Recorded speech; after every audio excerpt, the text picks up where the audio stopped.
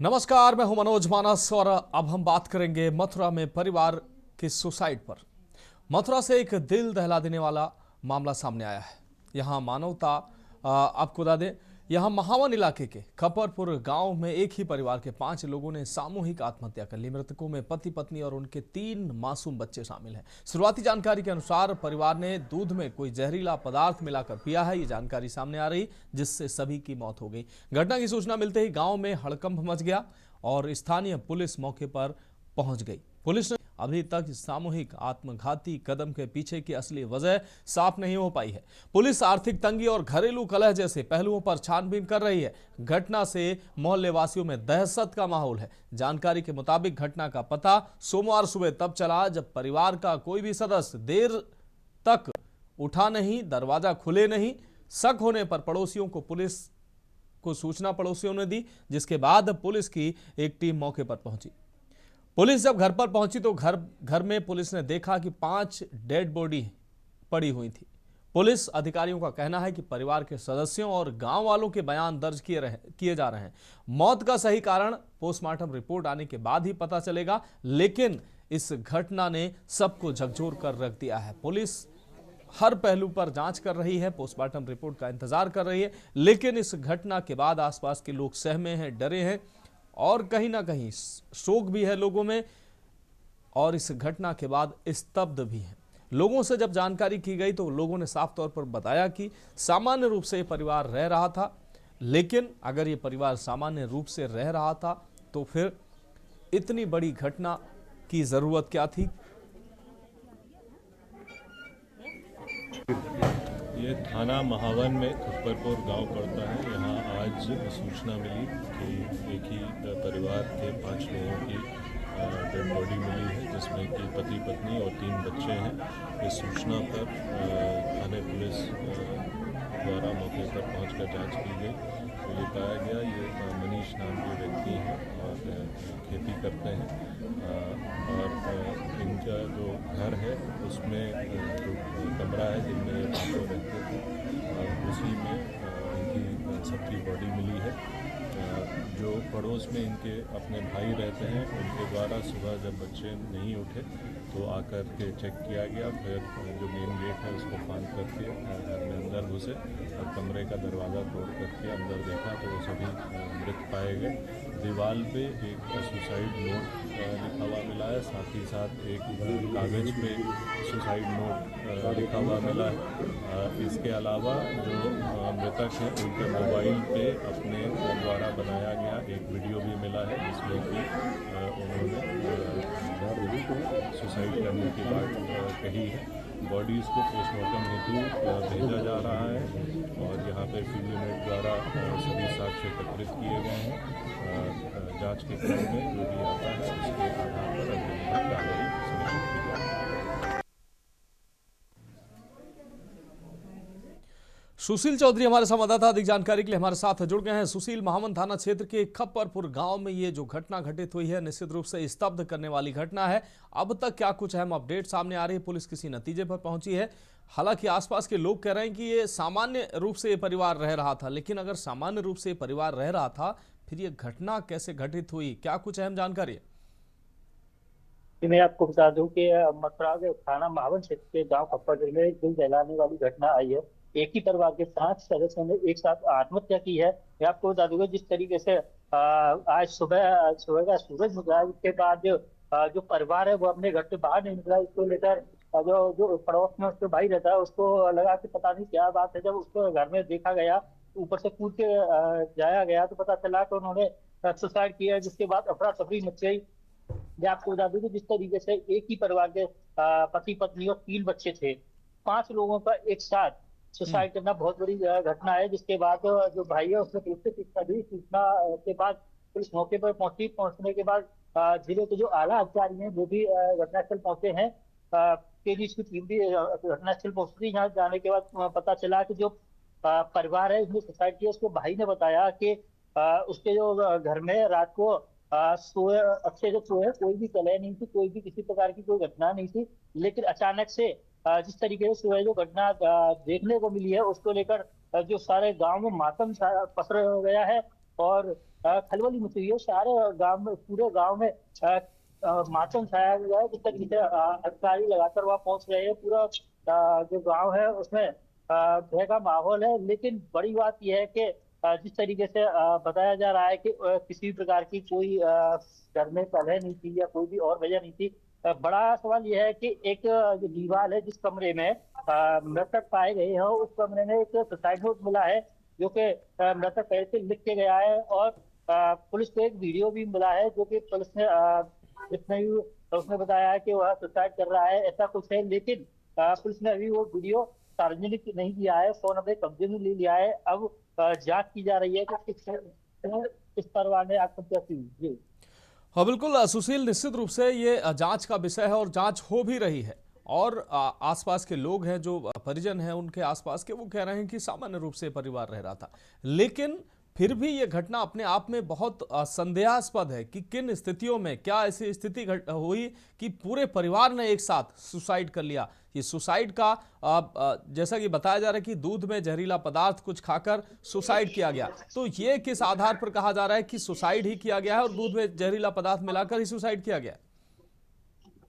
जी, मैं आपको बता दूं कि जो आसपास के लोग हैं, उनका कहना है कि वह किसी प्रकार से कोई घर में कलेश या ऐसा कुछ नहीं था। लेकिन अचानक से जिस तरीके से पूरा का पूरा परिवार सुबह सूरज निकलते ही जिस तरीके से सुबह उठने के बाद पता चला है कि सुसाइड कर लिए, ये एक बड़ा सवाल है। जिस तरीके से दीवार पे लिखा हुआ मिला है कि आत्महत्या कर रहे हैं, इसके बाद जो वहाँ पे बर्तन वगैरह मिले हैं, फॉरेंसिक टीम पहुंची है, उसके बाद जो साक्ष्य मिले हैं उनको लेकर कहीं ना कहीं उनका अंदाजा है कि उन्होंने दूध में पॉइजन मिलाकर पिया है, जिसके बाद उनकी मृत्यु हुई है। अब वो जो पुलिस टीम है वो लगातार जांच कर रही है, जांच का विषय है, जांच के बाद पता चलेगा कि क्या पाया जाता है। जी लेकिन सुशील, अगर किसी प्रकार की कोई जानकारी सामने आ रही, इस परिवार पर किसी प्रकार का कोई कर्ज था, किसी प्रकार का कोई दबाव या धमकी किसी के द्वारा दी जा रही थी, या आर्थिक रूप से ये परिवार ऐसी हालत में था कि इस तरह के कदम उठाए, या कोई अन्य कोई ऐसे सुराग, कोई ऐसी जानकारी सामने आ रही है जिससे ये परिवार किसी से पीड़ित रहा हो, किसी से व्यथित रहा हो, जिस वजह से कदम उठाया?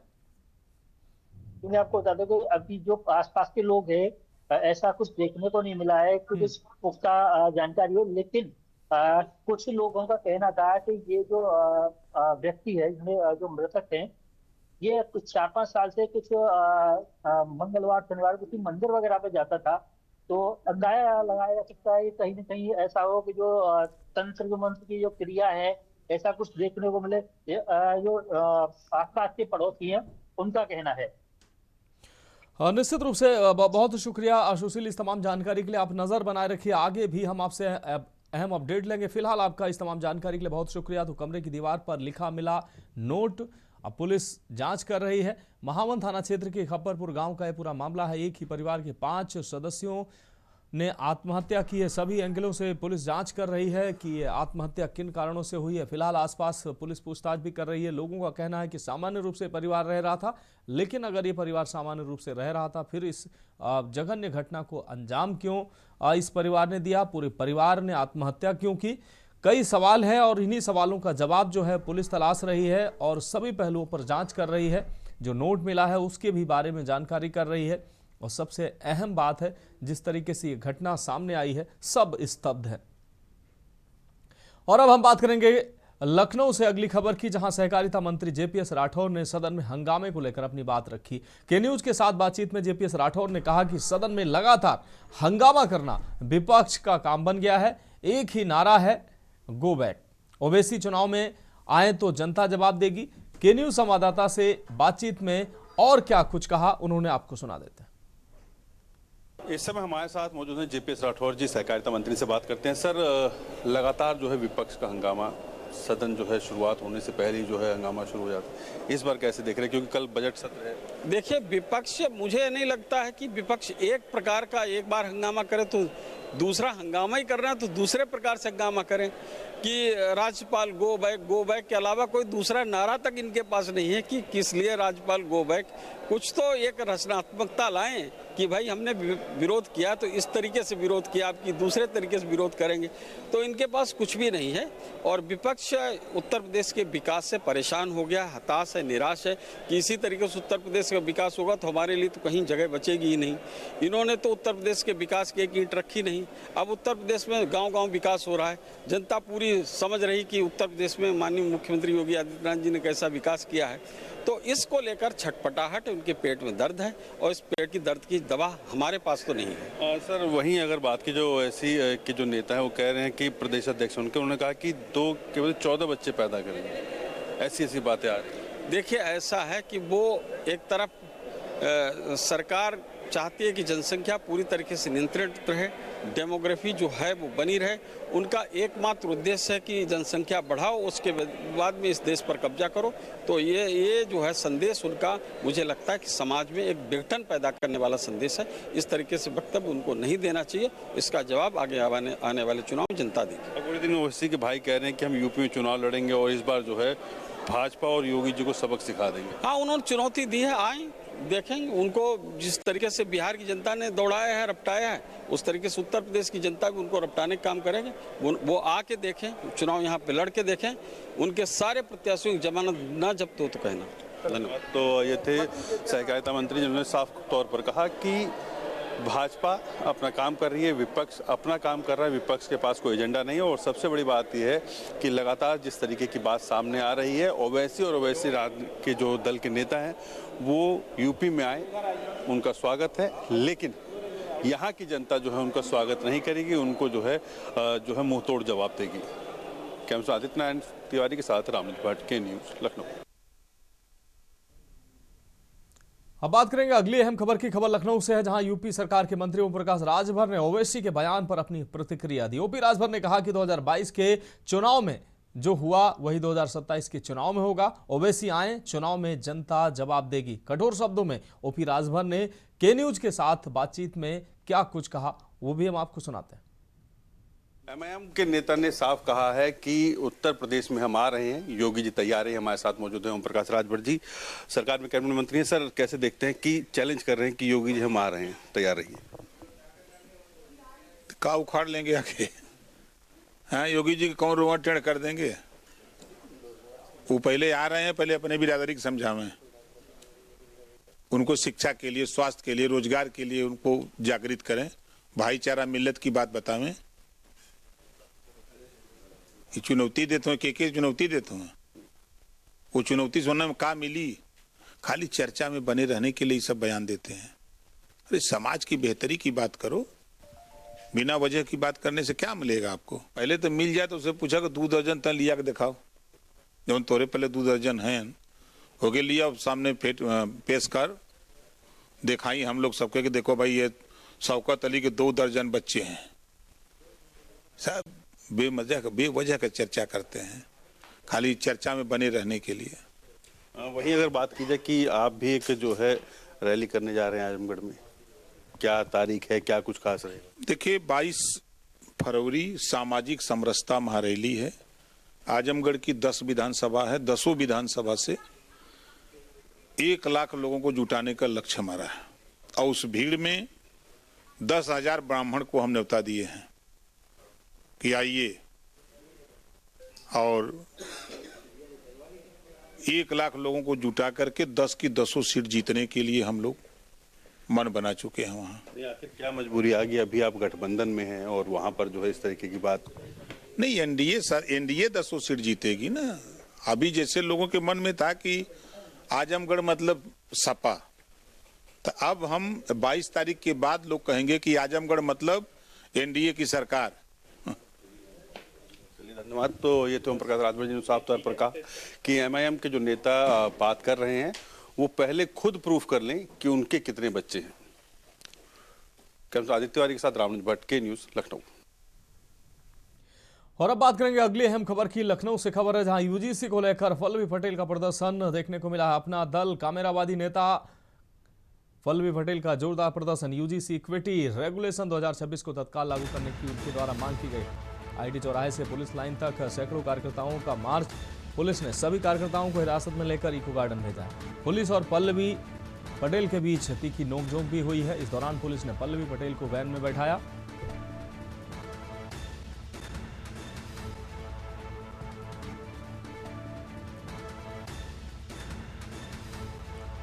पुलिस ने पल्लवी पटेल को वैन में बिठाया। पुलिस ने सभी कार्यकर्ताओं को हिरासत में लिया।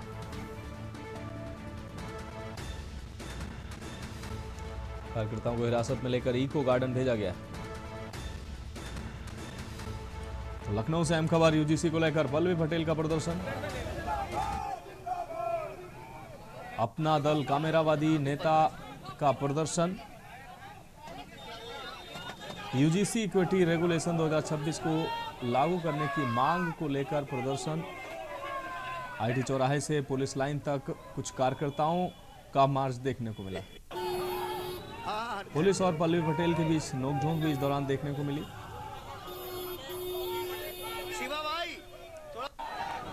तो यूजीसी को लेकर एक बड़ा वर्ग देश में विरोध कर रहा है कि यूजीसी के जो रेगुलेशन है वो कहीं ना कहीं विरोधाभासी हैं, वो कहीं ना कहीं एक वर्ग को नुकसान पहुंचाने वाले हैं। वहीं कुछ लोग ऐसे भी हैं जो यूजीसी का समर्थन करते नजर आ रहे हैं। देखिए, प्रदर्शन नहीं है, ये आम जनता के मुद्दे का सवाल है। उसका जवाब हम सरकार से चाहते हैं और उस नाते आज सड़कों पे उतरे हैं, जहां पर हमारा सिर्फ उद्देश्य इतना है कि समानता को बढ़ावा देने वाले जिस यूजीसी रेगुलेशन 2026 को सर्वोच्च न्यायालय के निर्देश और संसदीय समिति की संस्तुति के उपरांत लाया गया, उसमें एकाएक 2 दिन के किसी एक समाज के प्रोटेस्ट के बाद सर्वोच्च न्यायालय ने स्वतः संज्ञान लेते हुए अविलंब बैन क्यों लगा दिया।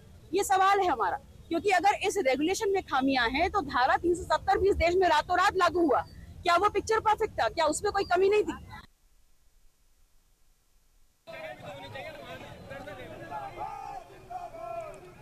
और अब बात करेंगे प्रयागराज से। अहम खबर है, जहां इलाहाबाद हाईकोर्ट से जुड़ी है अहम खबर। संभल सीजेएम कोर्ट के आदेश पर हाईकोर्ट ने लगाई रोक। 3 सप्ताह बाद होगी अगली सुनवाई। अगली सुनवाई तक एफआईआर दर्ज करने पर रोक। एएसपी अनुज चौधरी और राज्य सरकार ने दी थी चुनौती। कोर्ट का आदेश नियम विरुद्ध बताते हुए रद्द करने की मांग की गई। हाईकोर्ट ने फिलहाल एफआईआर के आदेश पर लगाई रोक।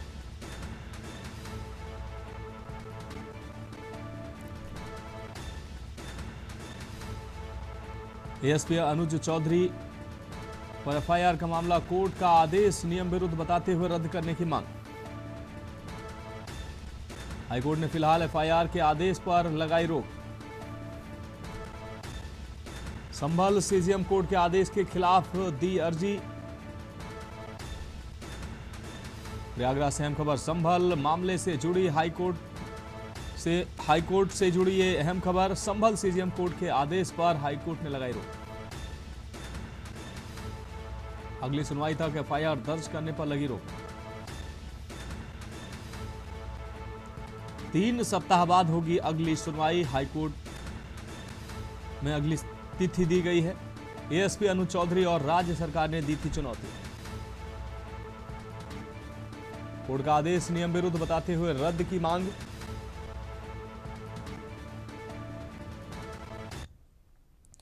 और अगली खबर का रुख करेंगे शाहजहांपुर से। अगली खबर है, खुटार थाना क्षेत्र में डबल डेकर बस पलटी है। पूरनपुर रोड पर नवदिया मणिकांत के पास यह हादसा हुआ है। पंजाब से बहराइच जा रही थी बस। घने कोहरे के कारण बस अनियंत्रित होकर पलटी है। हादसे में 1.5 दर्जन से अधिक यात्री घायल बताए जा रहे हैं। 3 की हालत गंभीर है। मेडिकल कॉलेज इन लोगों को रेफर किया गया है, जिनकी हालत गंभीर है। पुलिस मौके पर मौजूद है। क्रेन से बस को सीधा कराया जा रहा है।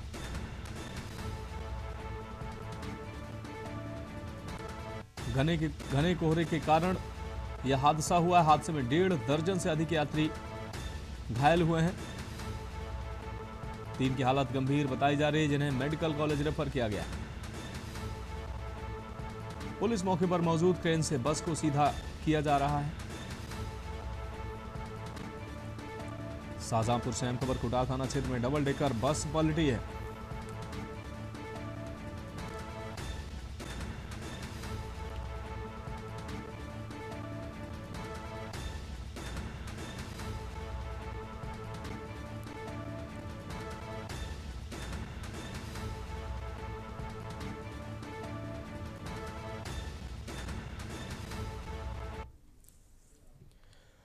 और अब बात अगली खबर की करेंगे हमीरपुर से। हम खबर चलती कार में अचानक आग की घटना सामने आई। देखते ही देखते कार आग के गोले में तब्दील हो गई है। कार सवार बच्चों सहित परिवार ने कूदकर बचाई जान। चालक की सूझबूझ से बची परिवार की जान। सदर कोतवाली के सीतलपुर की यह घटना है।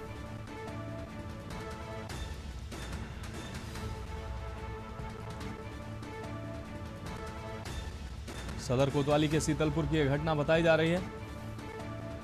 हमीरपुर से अहम खबर चलती कार में अचानक आग लगने की खबर सामने आई। आग लगी है। कार में सवार बच्चों सहित परिवार ने कूदकर बचाई अपनी जान। चालक की सूझबूझ से बची परिवारी जनों की जान। सदर कोतवाली के सीतलपुर की यह घटना।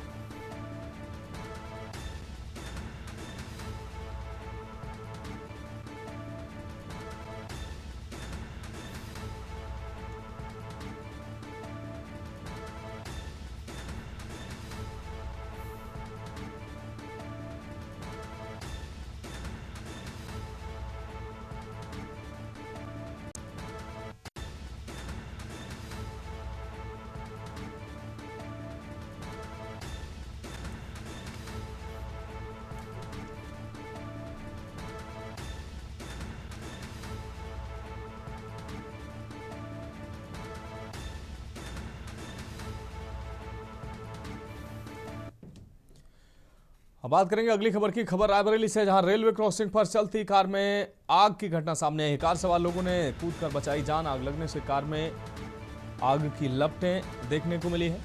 आग लगने से आसपास अफरा तफरी मच गई। स्थानीय लोगों ने फायर ब्रिगेड और पुलिस को सूचना दी है। दमकल की टीम ने फिलहाल आग पर काबू पाया है।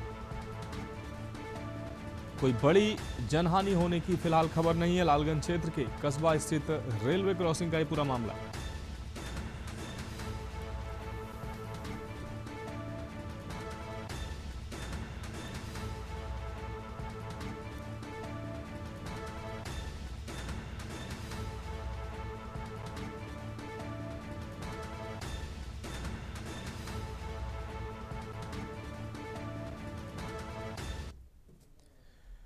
अब बढ़ेंगे अगली खबर की ओर।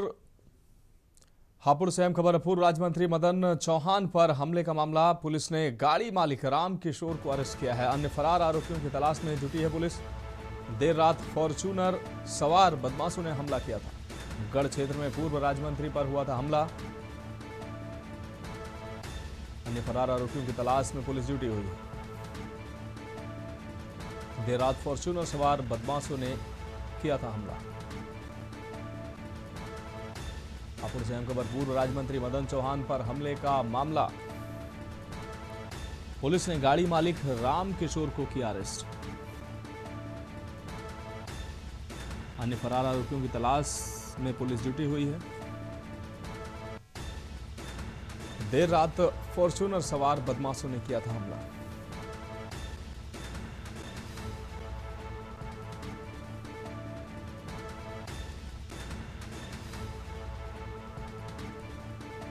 पुलिस ने गाड़ी मालिक राम किशोर को अरेस्ट किया।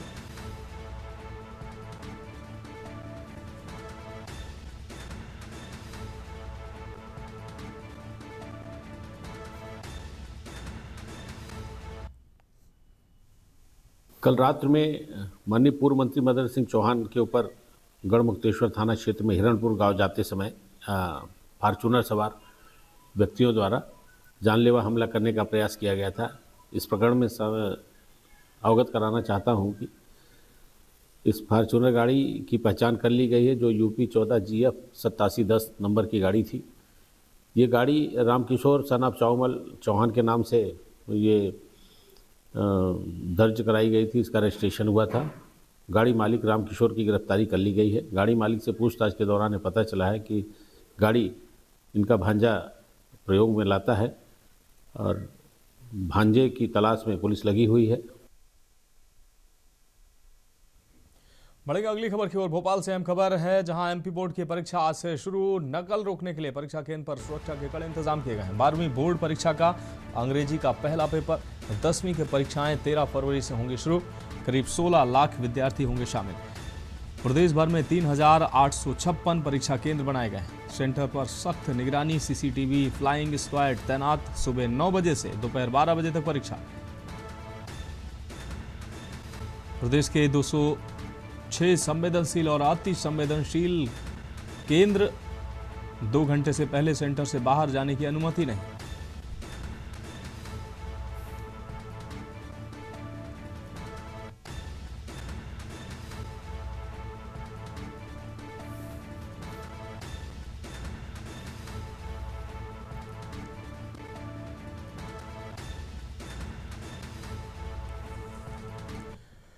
रुक करेंगे अगली खबर का। मुरैना बोर्ड परीक्षा में बड़ी लापरवाही देखने को मिली। छात्रों को जमीन पर देनी पड़ी परीक्षा। कई केंद्रों में फर्नीचर की कमी। शिक्षा व्यवस्था की पोल खुली है। सरकार के दावों पर उठे सवाल। जिम्मेदार अधिकारियों पर निगाहें हैं। अब कई केंद्रों में फर्नीचर की कमी देखने को मिली है। शिक्षा व्यवस्था की पोल खुली है।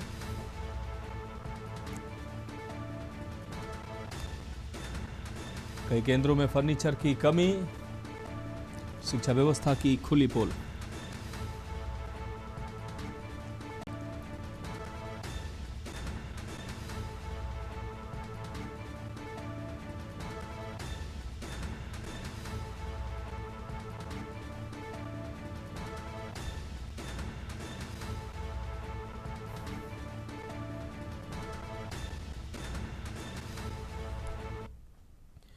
बढ़ेंगे अगली खबर की ओर। ग्वालियर से अहम खबर है। नवग्रह पीठ में भगदड़ से हादसा हुआ है। नवग्रह पीठ कलश यात्रा कार्यक्रम में भगदड़, 2 महिलाएं गंभीर घायल, एक की मौत हुई है। मृतका रति साहू हनुमान कॉलोनी निवासी, बिमला कलाबाथम घायल।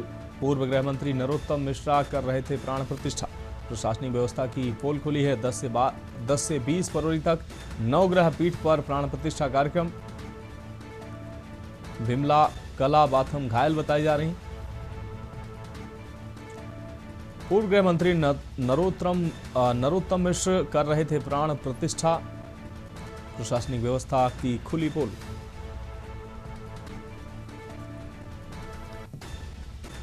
दस से 20 फरवरी तक नवग्रह पीठ पर प्राण प्रतिष्ठा कार्यक्रम।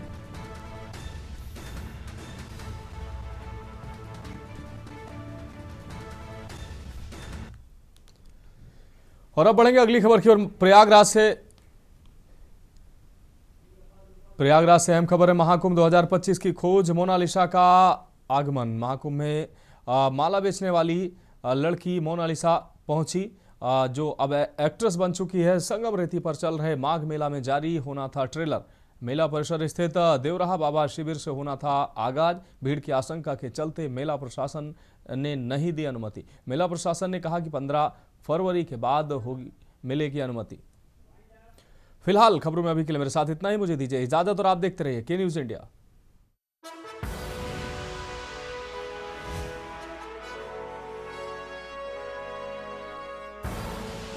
आप देख रहे हैं के न्यूज, खबरों का सारथी।